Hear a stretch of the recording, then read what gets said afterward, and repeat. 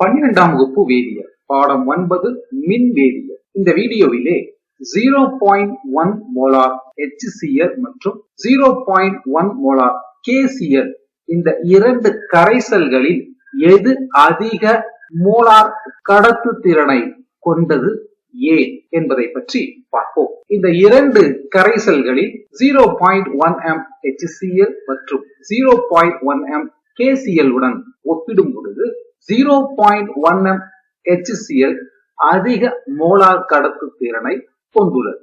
0.1 m hydrochloric அமிலத்தினுடைய molar கடத்து திறன் மதிப்பானது 39.132 into 10 to the power minus 3 Simon meter square mole inverse. அதே நேரத்தில் 0.1 m KCl இனுடைய மோலார் கடத்து திறனானது 12.896 into 10 to the power minus 3 Simon meter square mole inverse.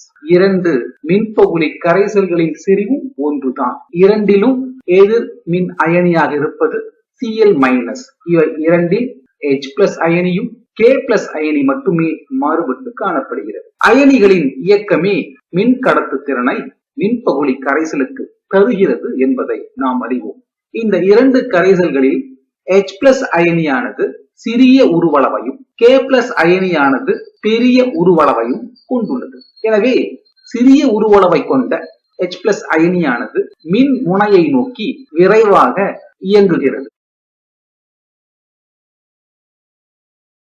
இதன் காரணமாக H+ அயனி கொண்ட 0.1 மோலார் HCl கரைசலின் மோலார் கடத்து திறனானது அதிகரிக்கிறது. எனவே 0.1 m KCl கரைசலை விட 0.1 m HCl கரைசல் அதிக மோலார் கடத்து திறனை கொண்டுள்ளது. இந்த வீடியோ உங்களுக்கு பிடித்திருந்தால் ஸ்ரீதர்ஸ் ஈஸி கெமிஸ்ட்ரி சேனலை சப்ஸ்கிரைப் செய்யுங்கள். நன்றி.